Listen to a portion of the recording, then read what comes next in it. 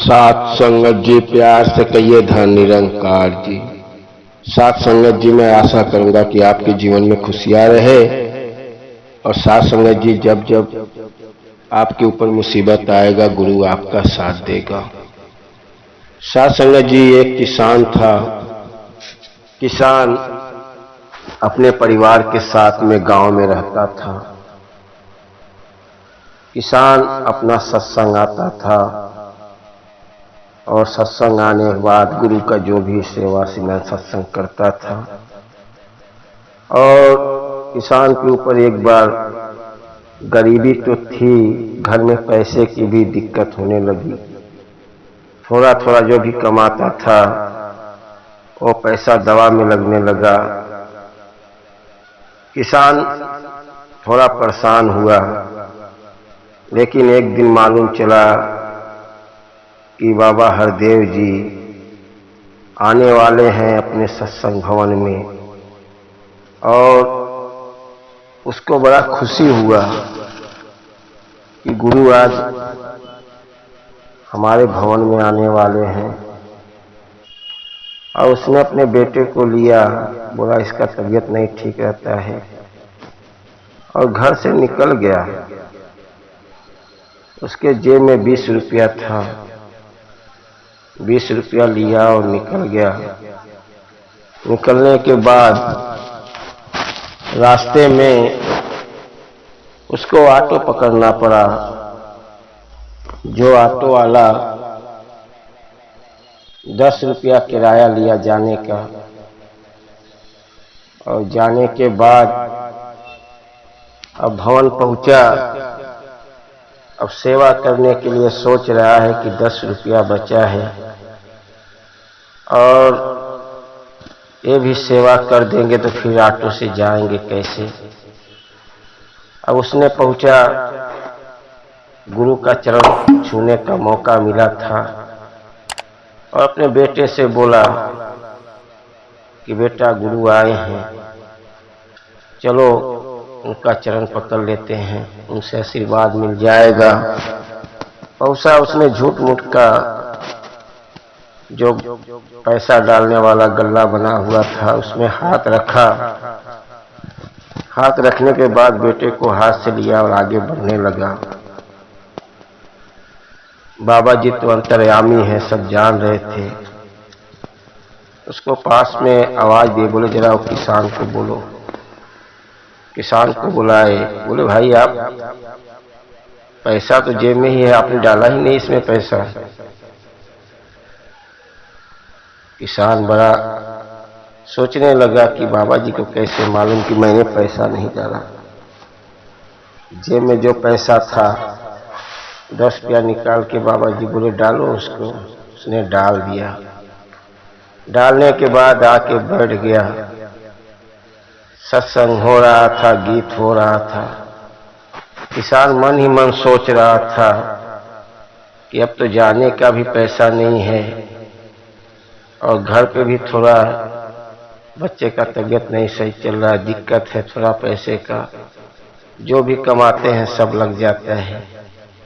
अब घर जाएंगे तो कैसे जाएंगे। बैठा हुआ था, बाबा जी ने सत्संग हो रहा था, जो गीत गाया जाता है, जो अनाउंस कर रहे थे उसके पास उसको बुलाए। बोले अभी जो किसान गया है उसको गीत गाने के लिए बुला लो। अनाउंस करने वाला किसान का नाम ले लिया। किसान को बोला आपको गीत गाना है। किसान आया, गुरु का चरण पकड़ा। गुरु जी बोले गाओ गाना आप। कभी गाना नहीं गाया था उसने, बहुत भोजपुरी गाना गाया और जितने लोग बैठे थे सभी उसके गाने पे लगे पैसे देने। पैसा एक थैली में भर गया। गीत खत्म हुआ तो उसके हाथ में थमा दिया गया कि भाई ये आपने गीत गाया है, पैसा है। उसने गुरु के चरणों में लेके गया। गुरु मुस्कुराते हुए बोले ये आपके गीत पे आया है पैसा, ये आप प्रवान करो। किसान अपने जगह पे गया, उसके आंखों में आंसू आ गया कि देखो मेरा वहां नाम भी नहीं लिखा हुआ था। गुरु अंतर्यामी है, समझ जाता है।